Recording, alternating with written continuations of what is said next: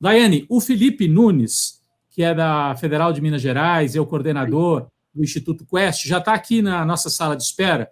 Eu ia sugerir a gente trazer o Felipe, porque tem tudo a ver com o que a gente está discutindo. São os cenários eleitorais, né? Ele faz a leitura disso nas redes sociais. Então, vamos trazer logo o Felipe, depois a gente lê os superchats, pessoal. Só para a gente aproveitar bem a presença, eu sei que o Felipe tinha compromissos e saiu correndo para nos atender aqui. Então, boa noite, obrigado, professor Felipe Nunes, da Federal de Minas Gerais. É coordenador ou diretor, né, da Quest, né, que fez essa pesquisa que a gente citava aqui, né? Tanto faz, Rodrigo. Boa noite, um prazer estar aqui com você, revê-lo, coisa boa, saber que você está bem. Um prazer estar aqui com a Daiane também. Obrigado pelo convite para comentar essa pesquisa que deu o que falar hoje também aí nas redes sociais e fora delas. Pois é, Daiane. Então, eu disse aqui na abertura, mas eu vou retomar agora. É um prazer, o Felipe eu conheci há alguns anos atrás, aliás, né, através do nosso querido Florestan Fernandes, que muitas vezes está aqui também no 247. Mas a Quest, que é esse instituto de pesquisas, faz um levantamento muito interessante. Está aqui, ó, foi manchete de hoje na Folha de São Paulo e também aqui no 247, e traz a seguinte conclusão. Lula já impacta o cenário de 2022 e empata com o Bolsonaro em popularidade digital um mês após o aval da sua candidatura.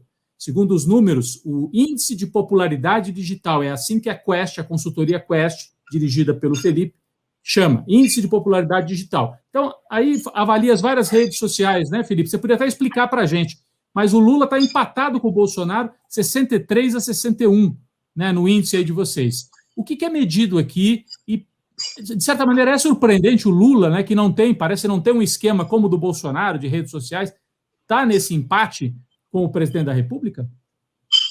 Rodrigo, então vamos começar primeiro, esclarecendo aqui para quem está nos assistindo, né, o IPD, o Índice de Popularidade Digital, é um algoritmo de inteligência artificial desenvolvido por nós aqui da Quest, e a gente faz o quê? A gente coleta dados de 6 plataformas, Twitter, Facebook, Instagram, YouTube, Google e Wikipedia, são 6 plataformas digitais, são 152 variáveis que são coletadas diretamente das APIs dessas plataformas, e esse modelo de inteligência artificial pondera a relevância dessas variáveis na construção de um indicador que varia de 0 a 100 e que a gente treinou para significar desempenho eleitoral. A gente treinou isso porque usamos aí um modelo estatístico que compara, né, o desempenho de rede com o desempenho de eleição, e a gente conseguiu criar um parâmetro nesse sentido.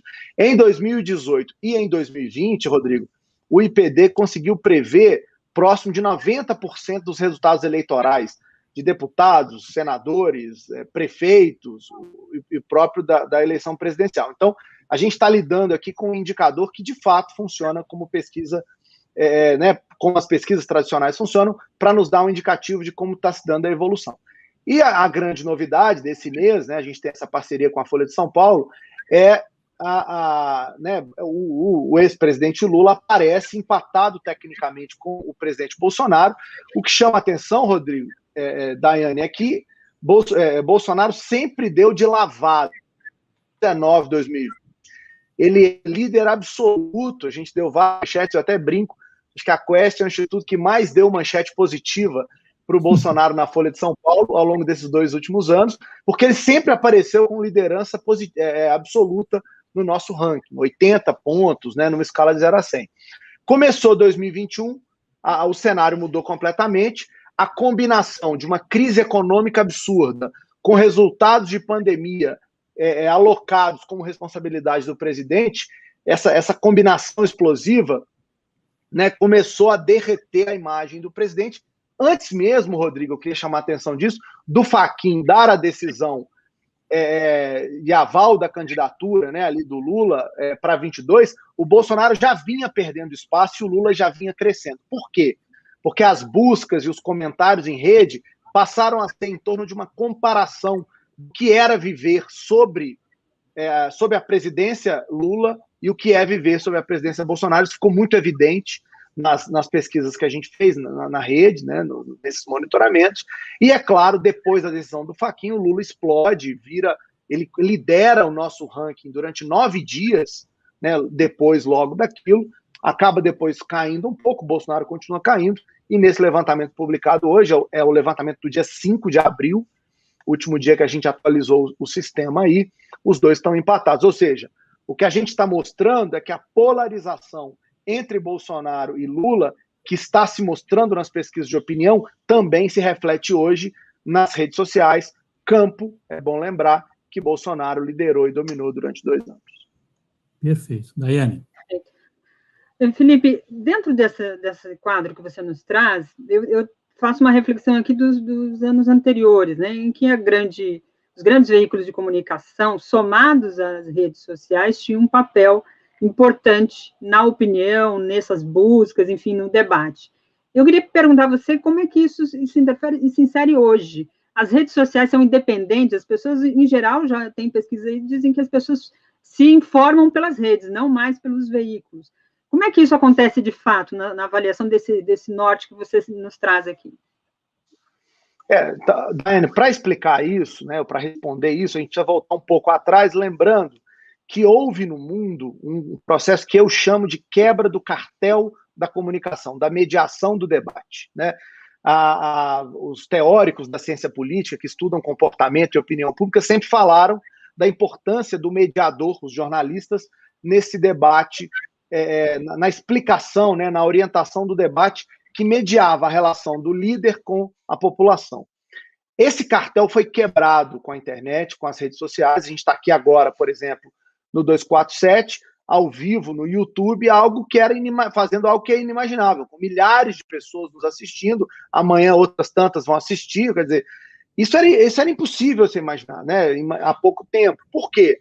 Porque as pessoas iam utilizar seu tempo naquela maquininha chamada televisão, assistindo o Jornal Nacional, elas iam colocar ali no Jornal da Band, no Jornal da Record, iam ouvir um rádio, alguma coisa, e de manhã olhar o jornal. Essa lógica mudou, porque cresceu enormemente o número de acesso de informação para as pessoas, de modo que hoje o eleitor ele pode acessar a informação de acordo com o seu interesse. Ele pode escolher o canal, ele pode escolher o mediador do debate que lhe interesse.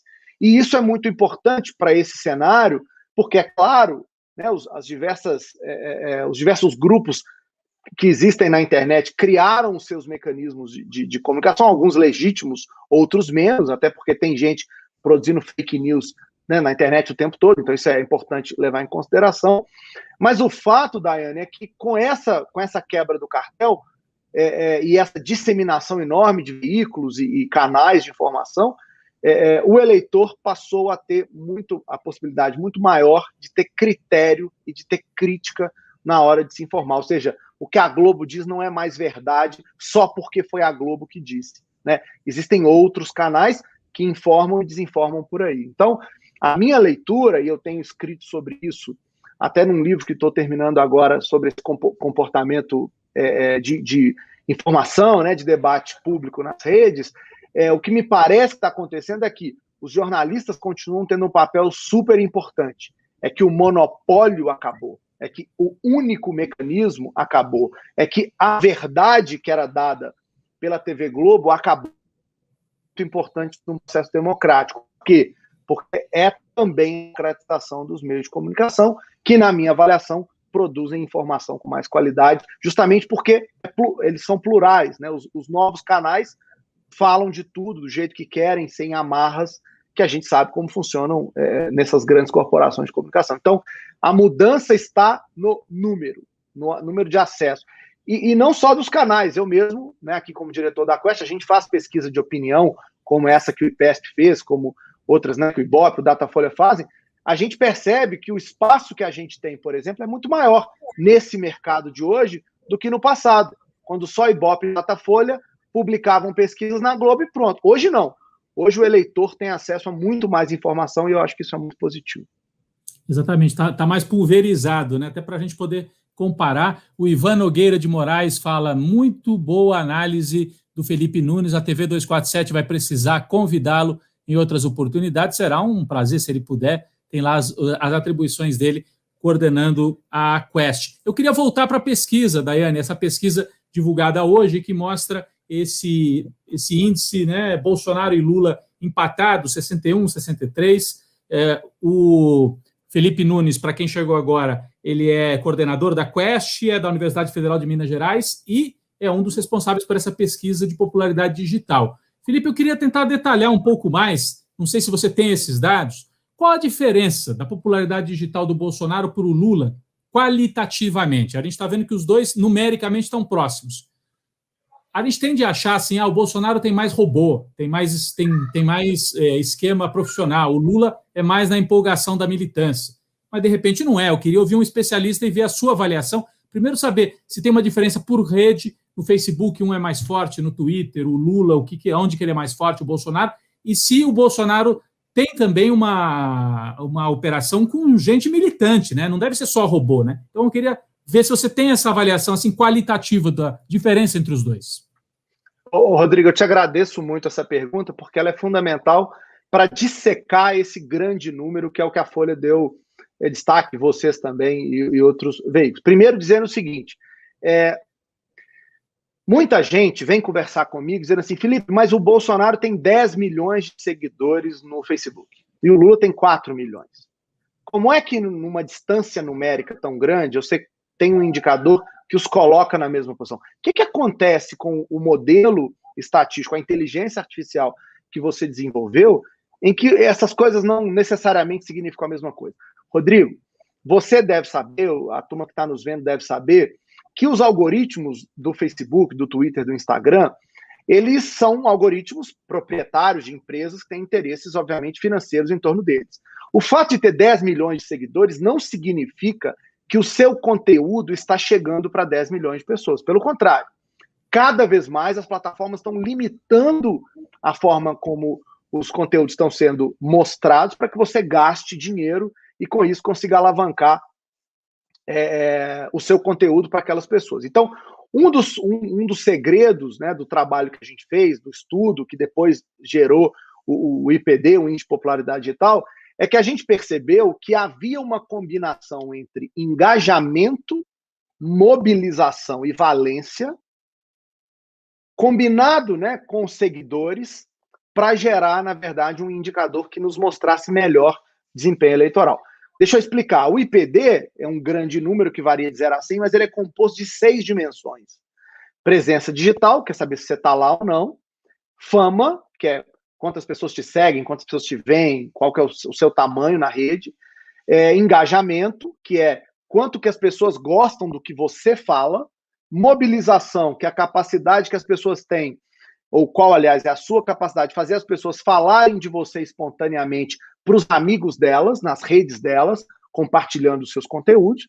Valência, que é o medidor de sentimento, positivo ou negativo, do que falam sobre você na rede. E interesse, que é quanto o seu nome está sendo buscado, procurado, quanto que você desperta de atenção nas pessoas. Ou seja, são 6 dimensões, Rodrigo. O que está acontecendo? O Bolsonaro continua crescendo em número de seguidores, ele continua sendo uma personalidade em todas as redes que desperta interesse, porque fala muito, pauta muito, né? Uma pessoa que todo dia cria. Eu brinco que o Bolsonaro não dá entrevista coletiva, ele cria hashtag. Ele é digital nesse sentido, ele está o tempo inteiro fosse um stories, ele cria um stories a cada 24 horas, ele tem essa dinâmica. O Lula não é tanto, o Lula tem uma dinâmica muito mais de, quando entra, ele joga um conteúdo muito forte na rede, que é espalhado pela sua militância, né, que tem visibilidade e hoje tem mais interesse do que tinha no passado, e isso atrai as pessoas a procurar mais informação sobre ele. Então, são estratégias diferentes. O IPD capta justamente essas diferenças de estratégia. Feito esse preâmbulo, né, o que eu vejo? Primeiro, a rede bolsonarista e a rede lulista, elas são muito parecidas. É interessante isso, tá? Os dois têm o que eu chamo de fã-clube digital. Tanto o Lula como o Bolsonaro carregam consigo um grupo grande de influências digitais, de personalidades digitais que os defendem, que divulgam seus conteúdos e que funcionam como nós de rede. A diferença é que o público bolsonarista nos últimos 2 anos estava muito mais animado, empolgado e tinha muito mais condição de defender o Bolsonaro do que tem agora. Por quê? A incapacidade de entregar resultado econômico. e a postura diante da crise na pandemia limitaram o campo de ação discursivo dos bolsonaristas. Está difícil defendê-lo, né? Em contraposição, está cada vez mais fácil defender o Lula. Ou seja, aquele fã-clube que existia, sempre teve lá, ele agora volta a estar animado, ele volta a estar eufórico. Por quê?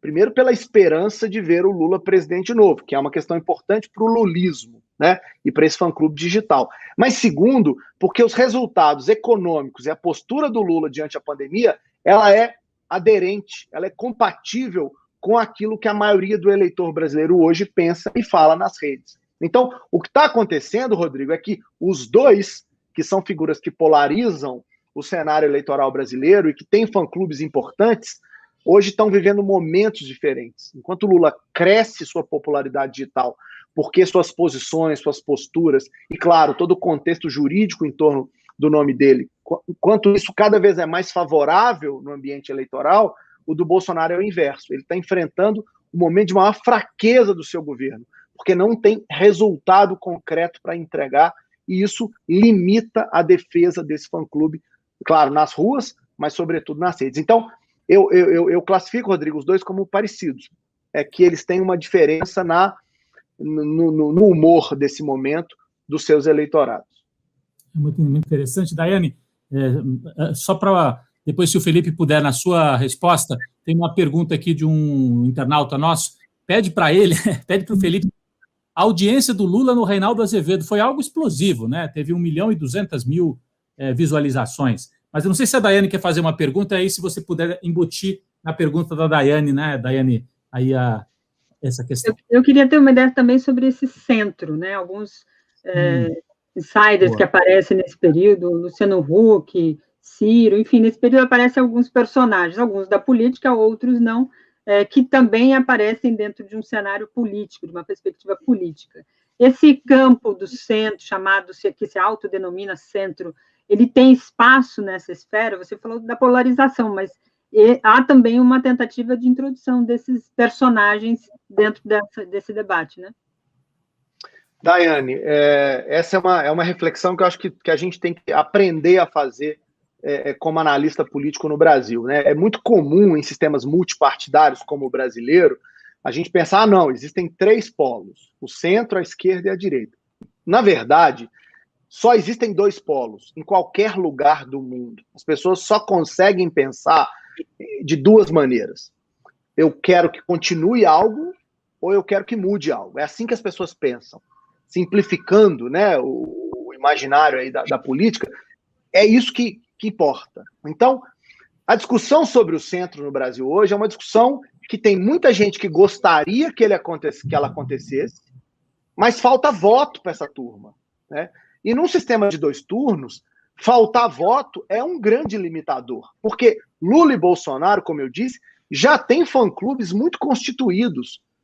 Eu, em 2014, depois em 2018, eu sempre estudei esse sentimento lulista, né, na sociedade. Ele variou, antes era 35, agora ele é 25. O bolsonarismo também na eleição chegou a 35, hoje ele está de novo em torno de 25. Ou seja, esses 2 polos são muito fortes numa eleição de 2 turnos, permitir que haja o aparecimento de uma terceira. Cara, eu acho muito difícil que isso aconteça, tá?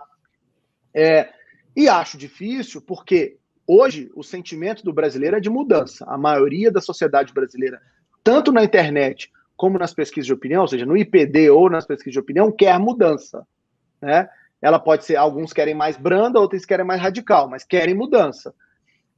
Quem vai ser a mudança? Ou vai ser o Lula, do ponto de vista ali, né, dessa construção, dessa esquerda mais constituída, ou vai ser algum desses outros nomes, o Huck, o Dória, o Mandetta, sei lá, esses outros nomes que aparecem aí. O problema para eles é que numa comparação objetiva, o Lula é muito mais forte, ele tem muito mais atributo, ele já foi presidente, ele tem experiência, ele tem serviço prestado. É mais difícil para esse centro se colocar nessa situação. Então, o centro existe aí, né, como posição política, tem muita gente que gostaria que ele aparecesse, mas ele não tem voto de primeiro turno. Isso dificulta.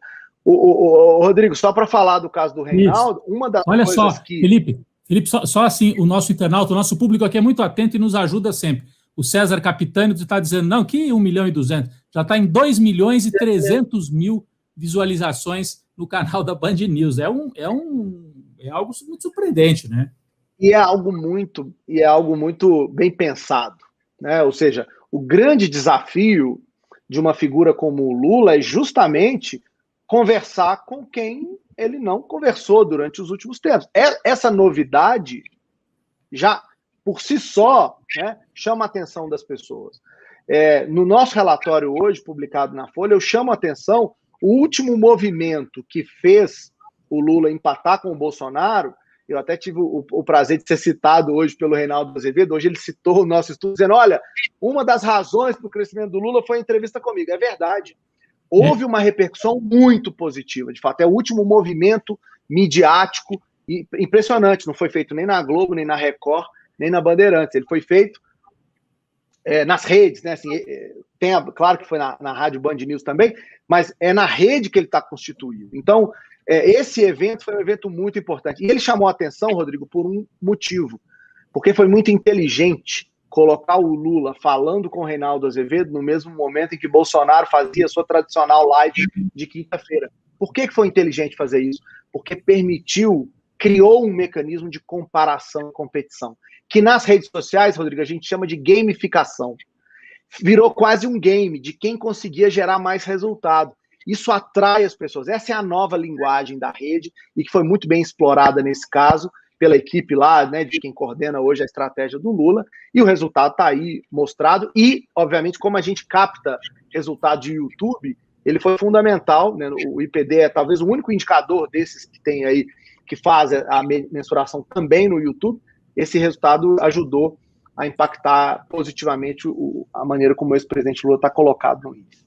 Então, aquela curva que a gente mostrou aqui, né, o gráfico que a gente mostrou aqui no começo, uma parte daquele gráfico se explica por essa explosão, né? Até a manchete aqui do 247 no dia foi, como é que é? Lula quebra a rede, né? Lula quebra a internet na entrevista para o Reinaldo Azevedo. Rodrigo, eu consigo compartilhar minha tela ou não, né?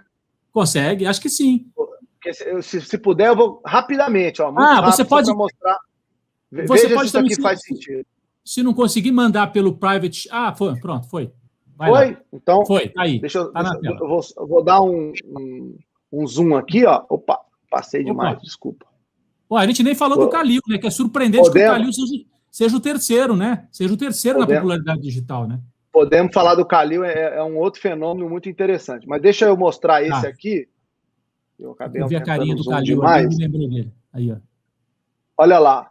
Esse resultado, então, o pronunciamento que o Lula faz nos sindicatos metalúrgicos, logo depois da adesão do Fachin, já mostra ele aqui acima do Bolsonaro, né, nessas duas curvas, e aí o Bolsonaro troca o comando do Ministério da Saúde para tentar recuperar. Você vai ver que há uma recuperação, eles voltam a empatar, isso dá um fôlego. O pronunciamento do Bolsonaro na TV não gera o resultado que ele espera, ou seja, ele não continua crescendo, ele cai.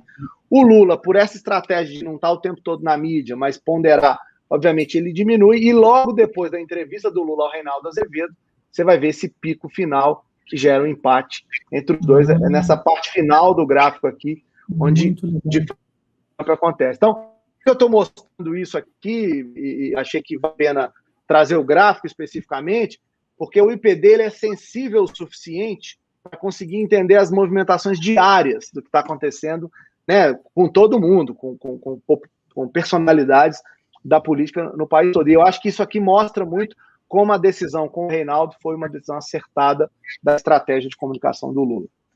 Muito bem.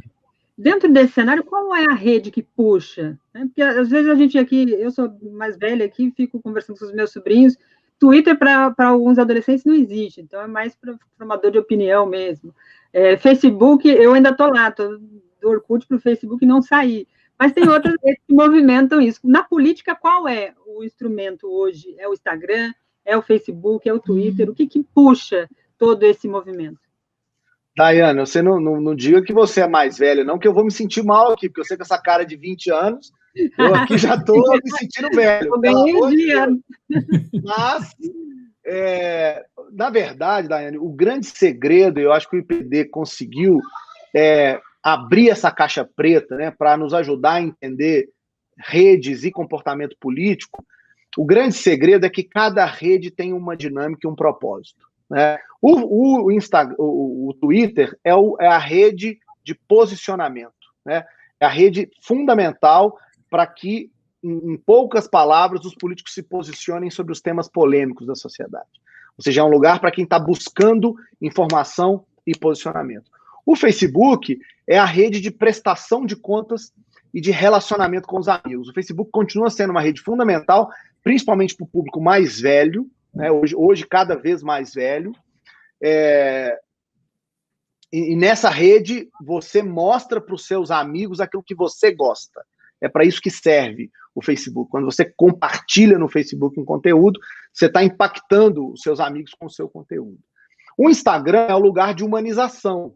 É o lugar onde a gente mostra o nosso lado não profissional, é o nosso lado humano, né? São as coisas que a gente faz no nosso dia a dia, seja de análise política, seja, né, de prestação de contas, de mandatos, tá? É o lugar de humanizar, mostrar que você tem um lado que consegue ver as pessoas, né? E no Instagram, cada vez mais, os stories têm um papel fundamental, que é as pessoas. Tem uma pesquisa recente do MIT mostrando que o máximo que alguém consegue prestar atenção em algo é 6 segundos, depois as pessoas se desviam.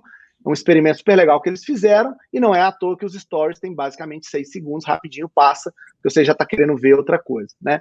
O YouTube, esse canal que a gente está aqui, é um lugar de repositório de conteúdos, ou seja, é um lugar fundamental para você constituir uma narrativa mais longa. Então é o lugar das séries, é o lugar dos documentários, é o lugar de uma narrativa de quem está buscando conteúdo de longa duração. O YouTube tem outra função. O Wikipedia é o seu currículo, é onde você se apresenta. E o Google é o mediador de tudo isso.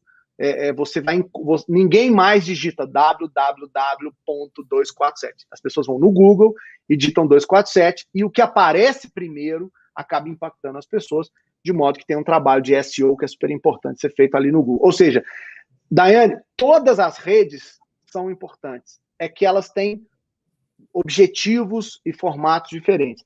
A gente está estudando nesse momento, o laboratório de pesquisa da Quest, ele está estudando como incorporar o TikTok para o IPD, uma das novidades que a gente quer lançar. Eu ia te perguntar isso, aí não tá, ainda não. Nem o LinkedIn, que é uma outra rede que a gente também está estudando, porque a gente foi incorporando as redes no IPD, gente, depois de um estudo do que significa se comportar de um determinado jeito em cada rede. No caso do TikTok e do LinkedIn, isso ainda não está claro para a gente, é por isso que eles não estão incorporados ainda, mas o nosso laboratório já está investigando. Fala, Rodrigo. Felipe, não, a gente está aqui chegando ao fim do nosso tempo de entrevista, mas está tão boa a conversa, já estourei, estou pedindo desculpa aqui ao nosso colega Joaquim, que vem na sequência, estamos com quase 9.000 pessoas acompanhando ao vivo, foi subindo a audiência durante a sua fala, então aqui não são 6 segundos não, o pessoal é capaz de ficar 6 minutos, 20 minutos e tal, muito bom saber disso. Eu só aproveito para pedir quem está nos acompanhando, deixar o like, isso é importante na transmissão, a gente sempre fala isso, o Felipe depois pode até me explicar se é verdade mesmo, que aumenta a relevância depois que sai do ar, né? Verdade. Então a gente pede, pessoal. E eu te falo mais, Rodrigo, não pede só para colocar o like, não, pede para nunca colocar o dislike, porque um dislike significa 10 vezes mais likes num canal, então pelo amor de Deus, hein? Mesmo se você não tiver like, não, gente. Por favor.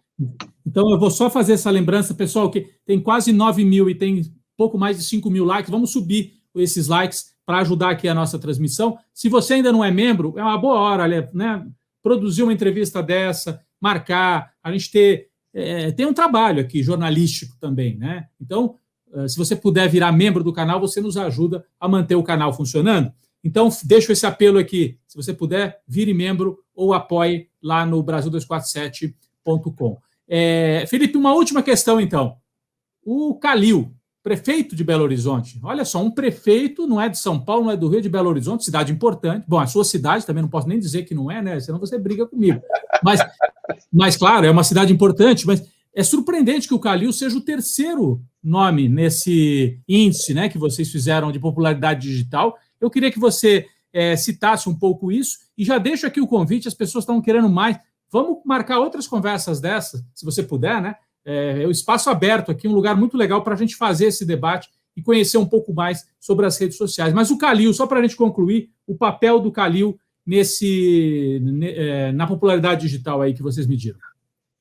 Primeiro, claro, sempre que convidado, aceitarei o convite com maior honra. É um prazer estar aqui falando com vocês. Esse IPD, alguns amigos falaram, isso é bairrismo do Felipe, que além de ser Belo Horizontino, é atleticano. Não é bairrismo, não.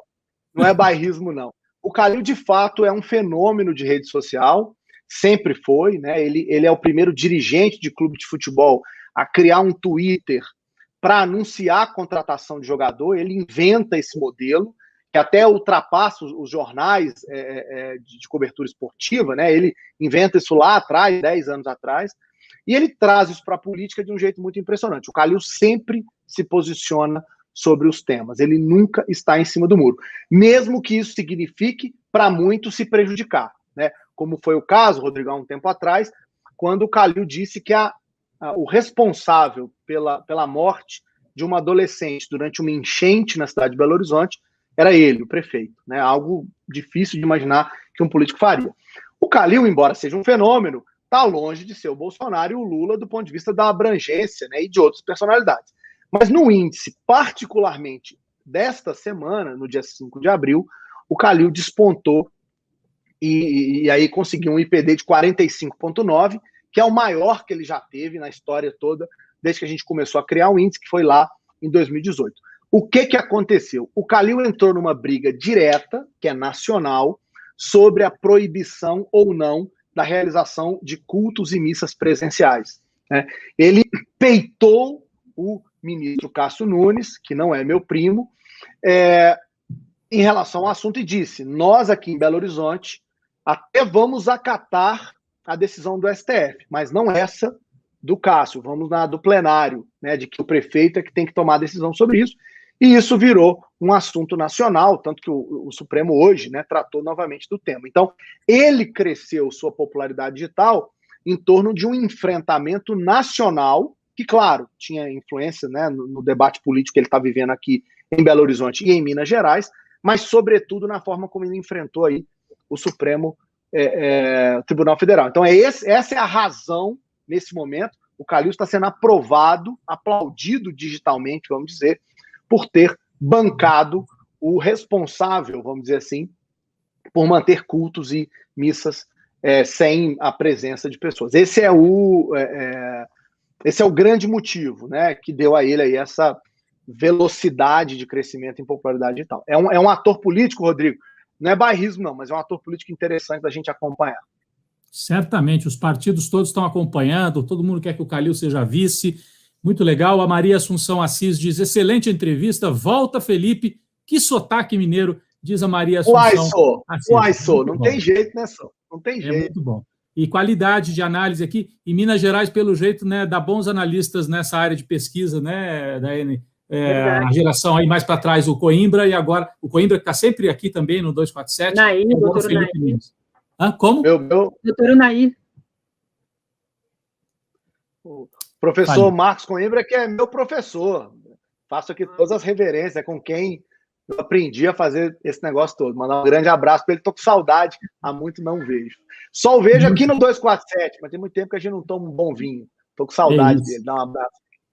Muito bem.